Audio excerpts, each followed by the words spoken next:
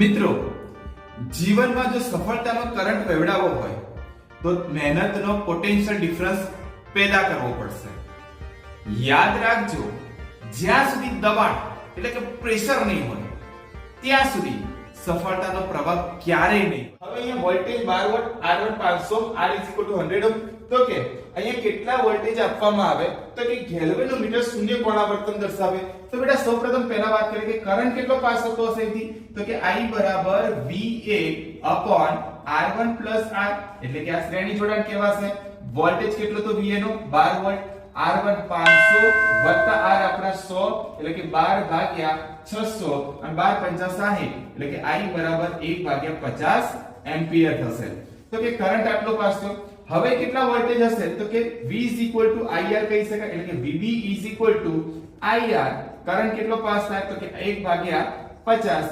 અવરોધ કેટલો છે તો કે 100 ઓહ્મ, તો 50 + 100 તો VB બરાબર આપણને કેટલા મળે 2 વોલ્ટ. એટલે કે અહીંયાથી 2 વોલ્ટ આપવામાં આવે ત્યારે આપણે અહીંયા ગેલ્વેનનું કેટલું આવર્તન બતાવશે તો કે શૂન્ય આવર્તન દર્શાવે.